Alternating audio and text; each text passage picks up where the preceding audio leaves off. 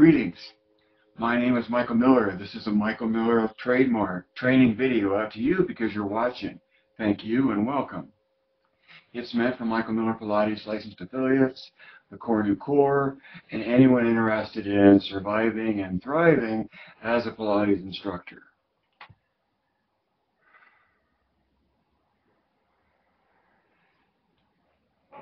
Generally, I take notes about whatever's going on with me and the subject of Pilates, and then work out on a reformer, doing the intermediate level according to my website, reformer intermediate, pretty much. And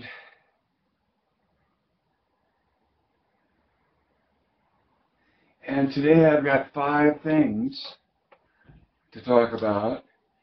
I'm wondering if you're one of the YouTubers that watched a couple times past. So I've got number 1. There's a lot to get through. God, there's so much. So I'm sorry that I'll never really cover this as well as I wish I could and as deep as I'd like to go. But hopefully my attempts at consolidating the broadcast will offer some sense to what I'm trying to say. And so number 1 is the subject of 2 sentences that's in lovely, kind words by Asunta at Balanced Club, who produced or shared the video of the sling. What do you call that in horses? Supported by springs while a person was from their knees trying to do a push-up. Okay? So you have to go to Facebook to go see that video.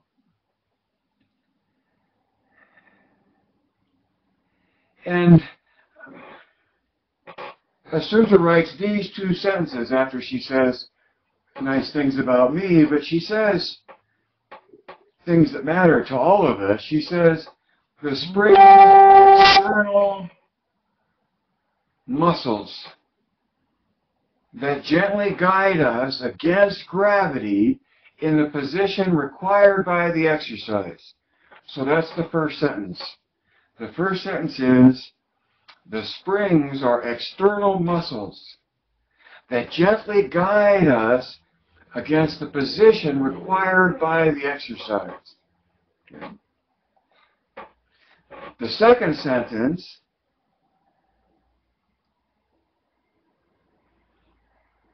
they do not make the exercise easier, space, space, but they complete it, allowing the client to increase the perception and isolate those useless accessory tensions that would otherwise have occurred. So I'm going to give you the second sentence over again. The second sentence.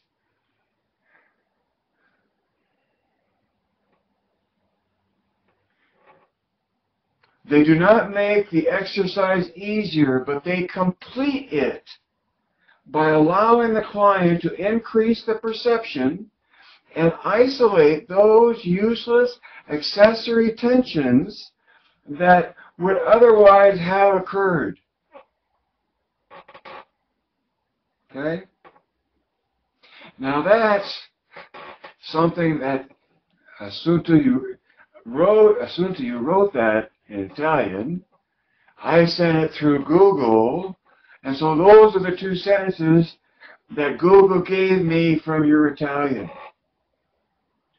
So if I may, I want to respond to those 2 sentences and translate them to the way that I think express more clearly my point of view, knowing that you have yours. When you say the springs are external muscles, yes, yes. And what do those muscles provide? I'm looking for one specific word. You know, a muscle is like between 2 points, right? And when a muscle engages, what happens? Tension, right? It takes tension between 2 points. But so it's the spring tension, the muscles that we're talking about provide tension, just like our internal muscles do. And why does that matter? Because tension is what allows you to trigger uniform engagement, to engage uniformly. Okay? So, external muscles to help you in your ability to use tension towards uniform engagement. And then you go on and say that gently guide us against gravity. Now see, there's where in my translation I would say that gently support us in gravity. Because gravity is the issue, but it's not that it's against gravity.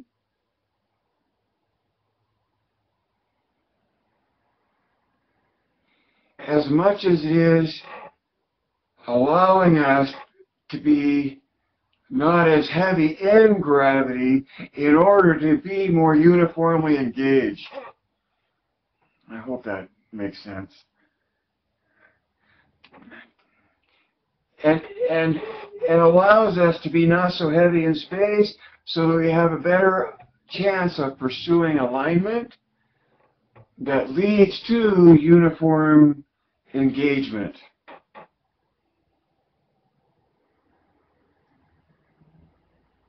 And then so I have another whole note on just those words where you talk about guide us against gravity. You know, you're talking about gravity. My question would be, what if no gravity exists? See? The goal is still the same, to create endpoints of tension to get uniform engagement, to have it be a whole body effort. So in or out of gravity, your awareness of core new tension and how to engage it allows you to more easily, practically, purely, mathematically, physically, biomechanically pursue the kind of engagement that brings about uniform effort. And in the uniform effort produces a uniformly developed body, a Pilates body, because it's the result of the uniform developing that produces the uniformly developed.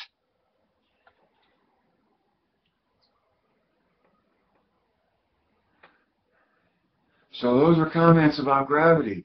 It's recognizing gravity for what it is without setting it up as an antagonistic thing as much as an adaptive thing. Because, I'll get to that later in my notes, okay? Let me go on. Now see, you say the position required by the exercise. Well, why does that matter?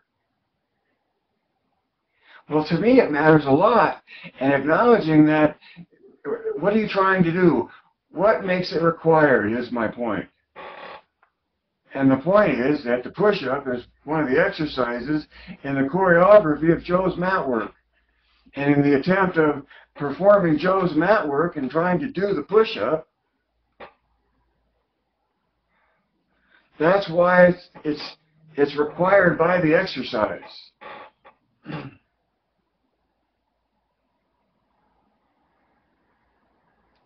So you've got me off now thinking about, okay, is the push-up duplicated in space? And in a way, if so, why not? Because the musculature of the body, evolutionarily, all right, hold on, you'll get to that. Okay. Now, when you say, Assunta, I so love your name, and especially when I'm looking at you, it goes right out of my head. But when you say they do not make the exercise easier, well, I want to say, really? In a way, because your body's lighter. The springs are supporting your weight. So I'm wondering if Google somehow takes your meaning away, and wonder what that means.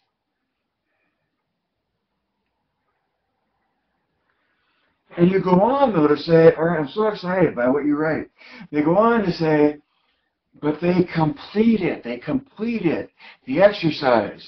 You're trying to do the push-up. And the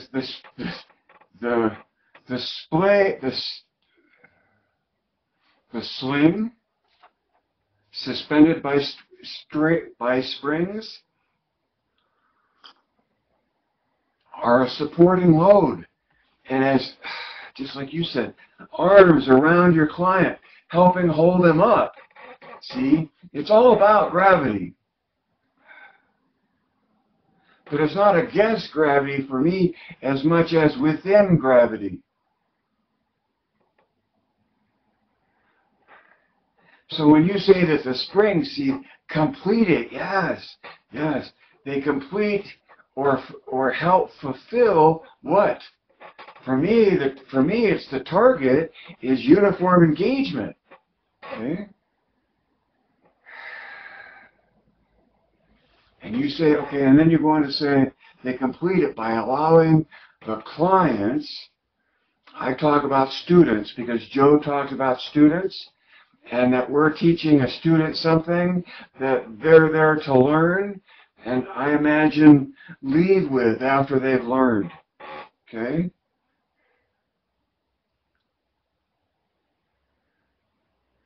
By allowing the student to increase the perception. Right, the perception. What's that all about? Well, in the world of MMP, that's about observing, right? To be able to increase the perception, meaning what they have to listen to, the sensation, the observation, the perception, the observing. And then you say, and isolate those useless accessory tensions that would otherwise have occurred. Now, see, to me, that's just genius. That's your own take. It's so valuable that I say, oh, that piece so completely fits in with and is resonant to my point of view that I would never shine any light on, because it's not my light to give, but yours.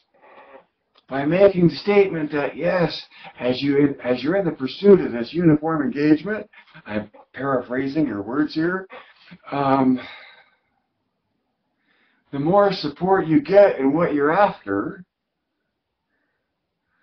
the less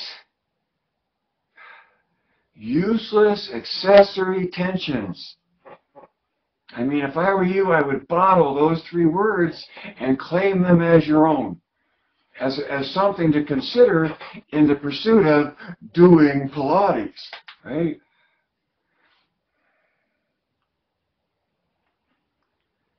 So it's just, and you go on, the depth of your genius goes on to say, meaning that would otherwise have occurred. Meaning you've got all this musculature happening that is stressful rather than beneficial.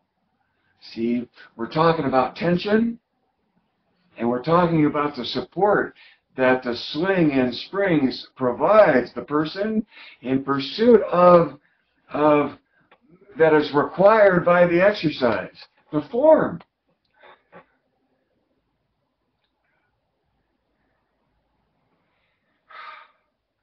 So see, for you to say, they complete it, right? You're providing external tension to help complete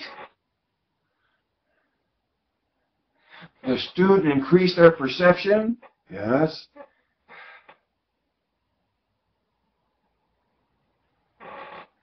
And you're talking about isolating the useless accessory tensions, all your words, great words, right, that would otherwise have occurred.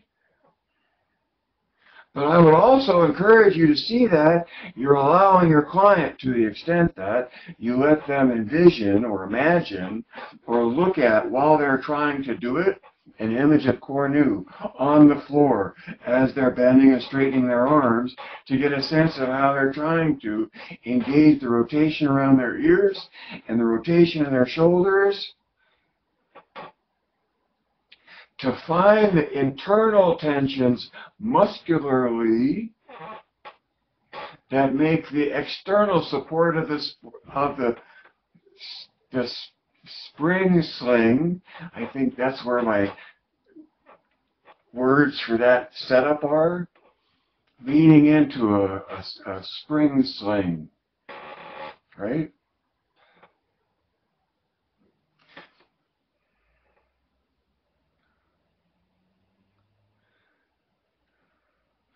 Not only the useless accessory tensions, which is a huge fundamental gain to the support of the spring sling and springs in general, right? Understanding tension, what your role as a Pilates instructor is, and when you're working with a human being and have access to anything you possibly want, and especially everything that's in a classical Pilates studio.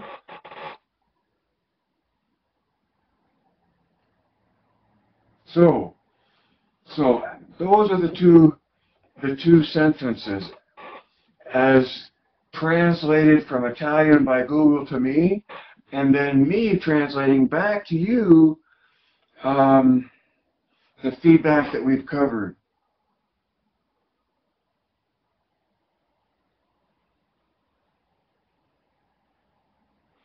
I did have where you say isolate the useless accessory tensions. In English, I would use the word leave out, or the words leave out. So you get to be engaged in the tensions that you're after, and leave out the tensions that are useless. And in that way, stressful, right? So we might talk about useless tensions being stressful tensions, whereas good tensions reinforce an objective, or the objective, of uniform engagement. Okay? Brilliant two sentences. Brilliant, brilliant, brilliant. And then outside of those two sentences,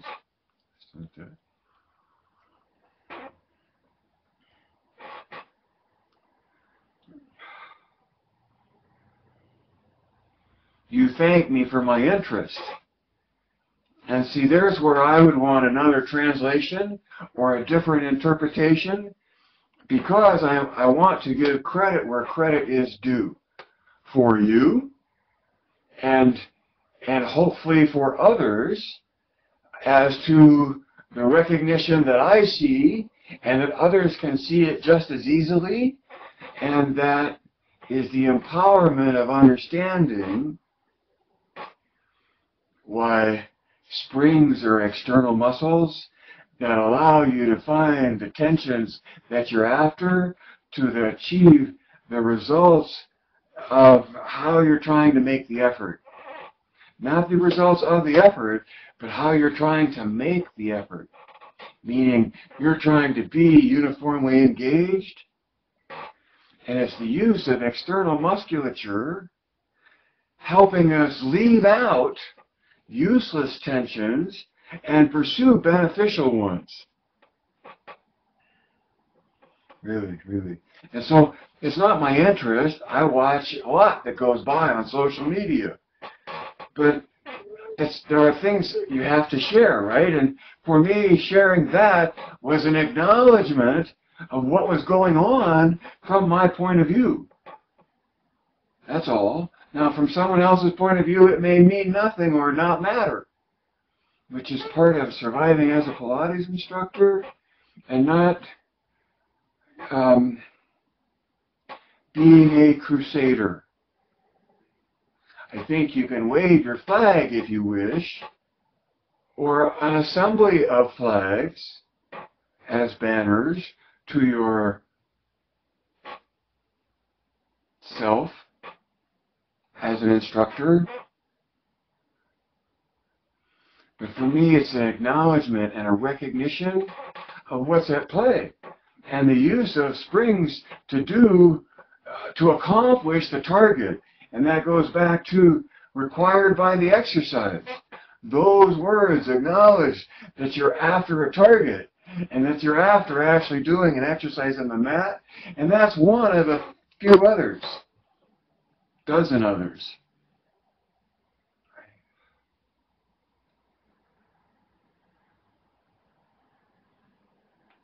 So it's my desire to say yes to what I see, that I recognize that through the point of view of my profession that has the most natural facilitation to share, and perhaps that's just me leaning on your work, but thank you for allowing me to use your work as a demonstration of my point of view. All right, and all of that was just number one. So cut it off here and come back later. So here's the number one, right? And going fast forward, if I leave it there long enough, it's a long enough imprint that you know that that was all number one, and now I'm going to number two, which will probably be all the next 2, 3, 4, and 5 will be a reflection of the energy that number one generated. So number two, my title to my statement is that we go beyond what's real without knowing what's real in the first place.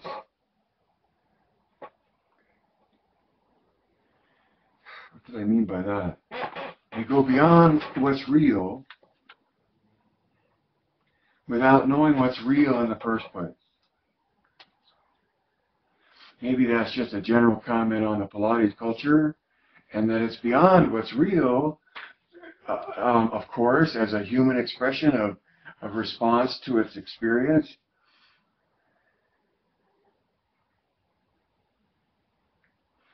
And it's after that that we then what? We come to more of a knowing what is real in what is real. So we're beyond what's real before we come to know what's real. Or I have no idea what I mean by that.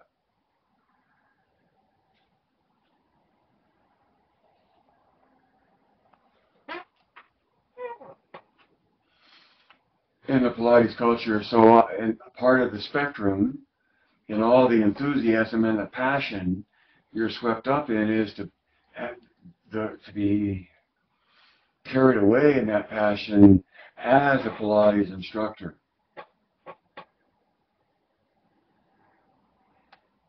And for me, my intent and hope and purpose in the broadcast is helping you survive with some sense of identity that has to do with my particular point of view,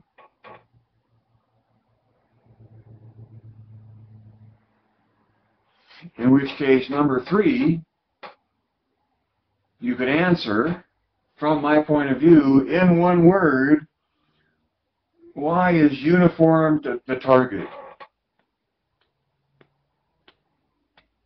I mean, you can go to Joe's definition and Joe's promise and Joe's sequence.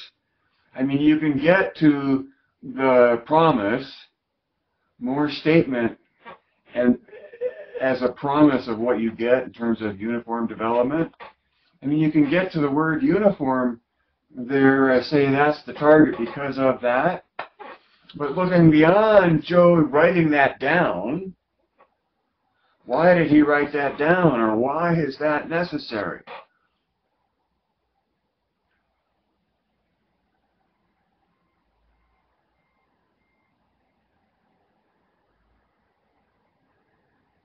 from within the MMP point of view, that one word would be gravity. Gravity. You know, gravity. Things get heavy to the point of the fallen Cartier. See Robert Heinlein's description of Rodin's sculpture.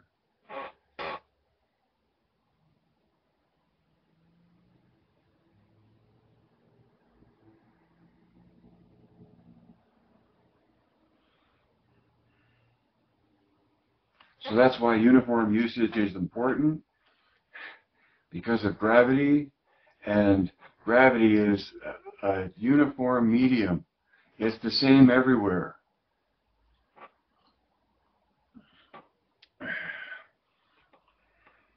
Well, to the extent that you really have to talk about space-time, and right there you split into two things, or you have to have two things to wrap your head around the nature of one and the other. So, deep enough, abstract enough, without going further, let me go on to number 4. Why aren't we still fish? Right? Why aren't we still fish? And as my Portuguese guy says, oh, you mean to swim like a fish through an ocean of air?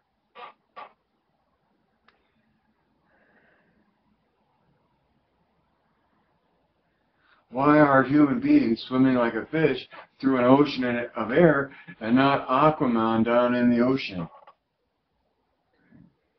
And to that I would say, or add to that as a comparison, why do turtles wait for high tide to get as high on ground as you can to lay eggs, to which the turtles end up returning to? Why do that? Why not just have them out there? Why make all that effort?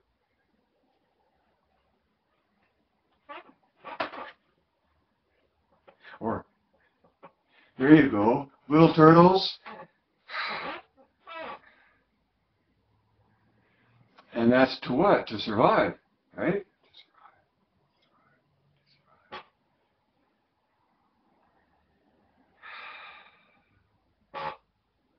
So the reason we're not still fish is because we come from that expression of life that ended up surviving on land, doing a better job of it than surviving on sea. And maybe dolphins really have the whole thing down pat, and if we really knew what was what, we would all wish we were dolphins, or whales, or maybe not even mammals at all, but just crappies.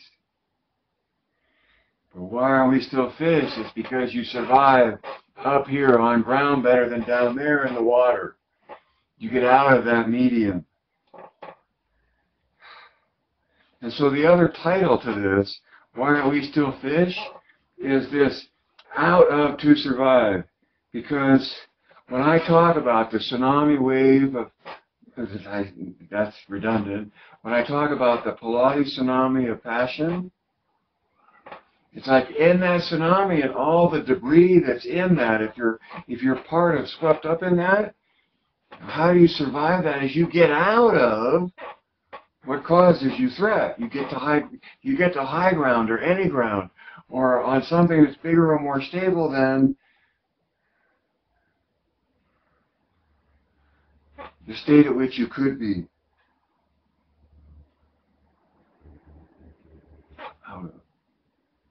So the comparison I want to make is that the turtles come out of the ocean to lay eggs for the survival of their species.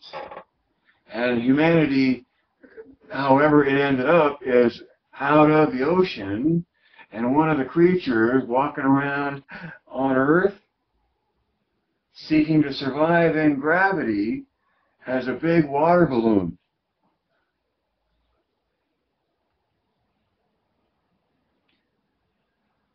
So even though the survival might be better out here on Earth, the issue is still what? gravity.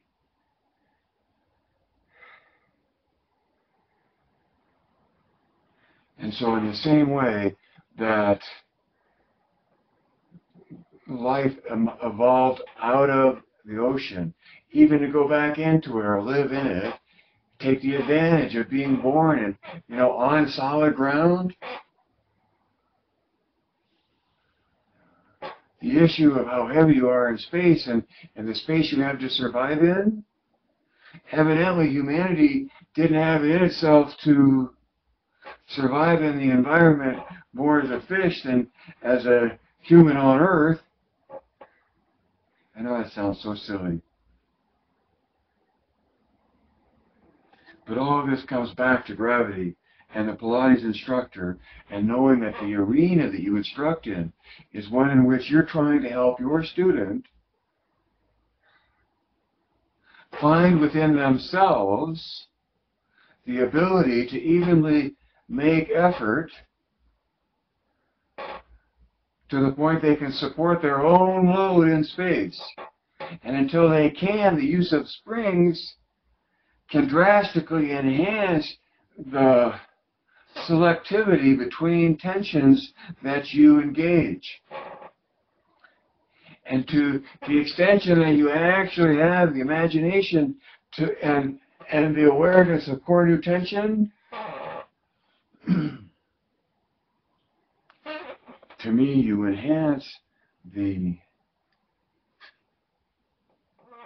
opportunity for the student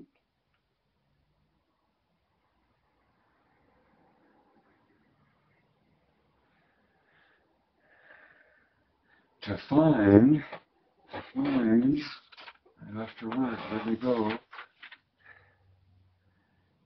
to increase the perception, to make it more perceptible, to be able to feel it better.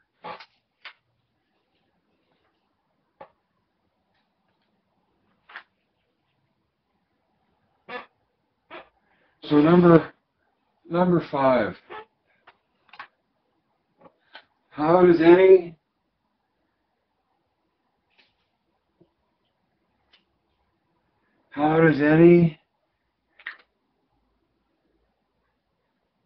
I have a hinge that's squeaking and bugging me.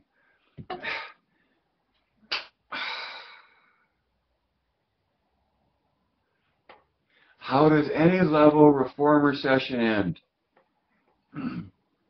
Now all the chorus just stood up in angry protest.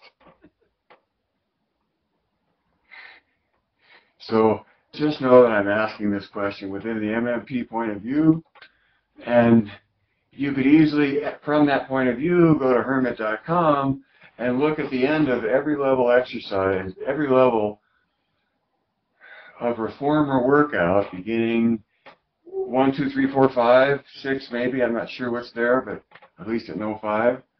And at the end of every one of those, it ends the same. A portion of it ends the same. And so my question to you is, what are those? What is that? And the answer to that is knee stretches, running, bottom lift. Knee stretches, running, bottom lift. And now if you're not at a level of the reformer, then you might go something way before knee stretches and all the complexities of what else you do and modify by. But really, at the end of a reformer workout, no matter where you've been and no matter how it started, the last big opportunity to trigger respiration, heart rate, is the knee stretches. And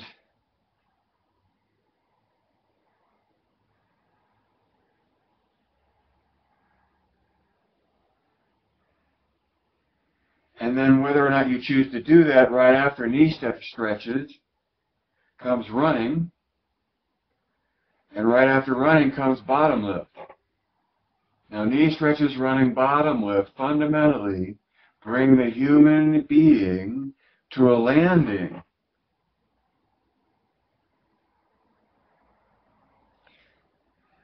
to end up pretty much where the mat ends up, which means standing. And you go off into all the stretches and combo stuff in more advanced levels. But in terms of completing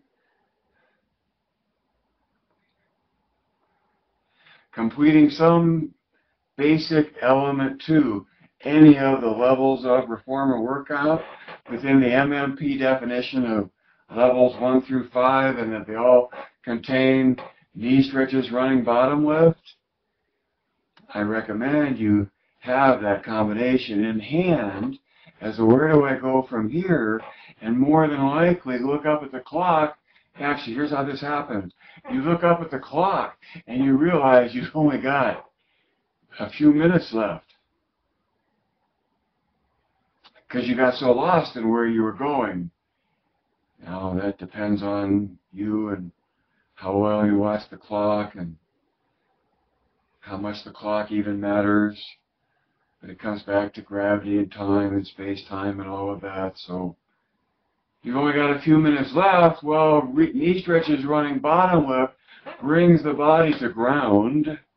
And the ground that you're doing is bringing the body to a connection of hips, shoulders, and ears.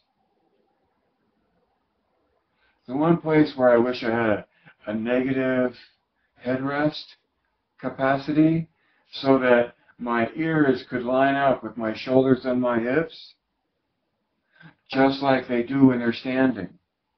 Because to me, the bottom lift, neutral spine, of course, of course, of course.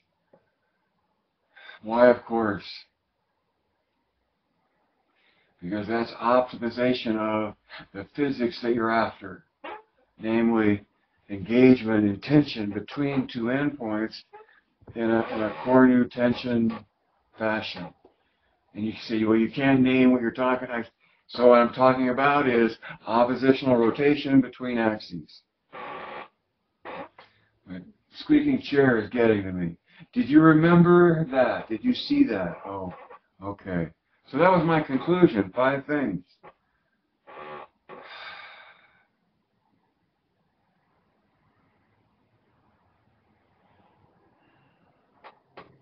The best thing in the world is to share recognition.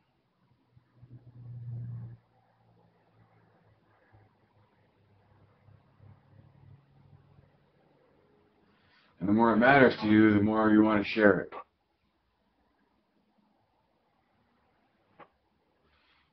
The more you care if you share it. We're all artists at heart. We're all human. And so the whole thing about, did you see that? I'm just bringing up those words as a thing. Did you see that? Did you see that? Did you see that? Did you see that? Right? Can you see that?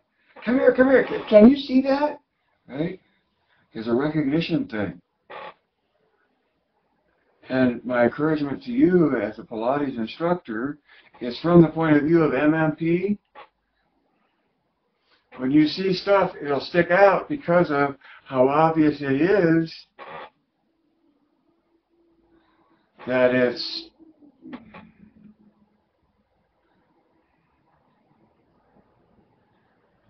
grounded by and inspired by and a deliberate reflection of uniform eccentric loading flowing through progressive patterns of movement. It's ideal in some way. And that's the closest MMP comes to expressing the definition of the ideal.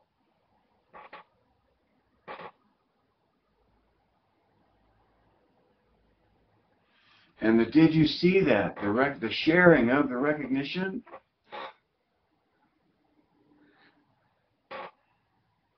The most intimate sharing that's possible is for the individual to recognize distinction in their own sensation. That they're the only ones that have it. Right? It goes back a week or so ago about Pilates is personal.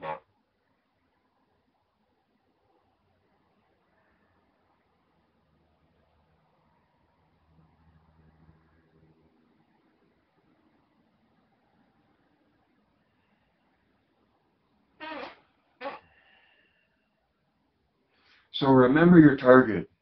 Okay, so what's your target?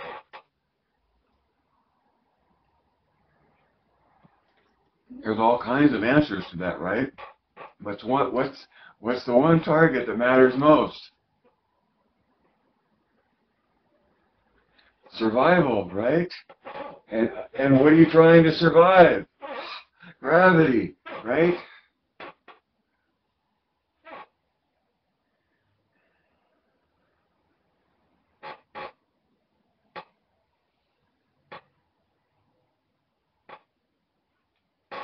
Pilates makes sense no matter what you make of it.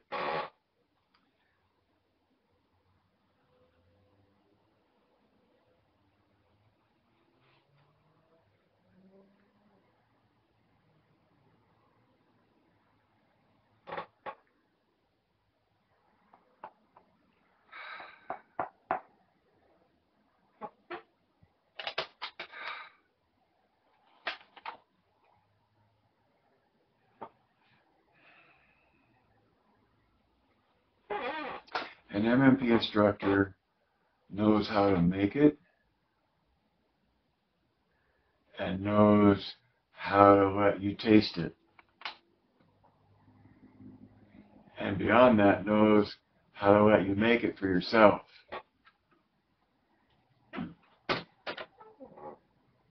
So, when it comes to remembering, remember what it's all about. This is a conditioning method. This is about survival, right? That's the filter. We talked about filters yesterday, I think.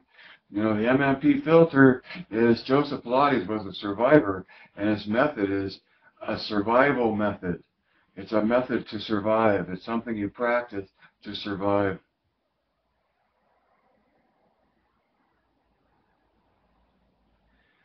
And to the extent that, see, it's really sad and disappointing in a way when you discover an essence that defines itself and robs you of holding it as a mystery.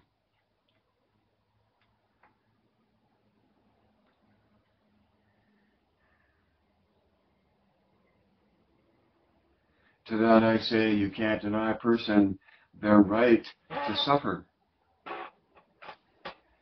And end with, life can't live forever. Read between the lines, see behind the curtain, add two and two. Direct your thinking, Geist.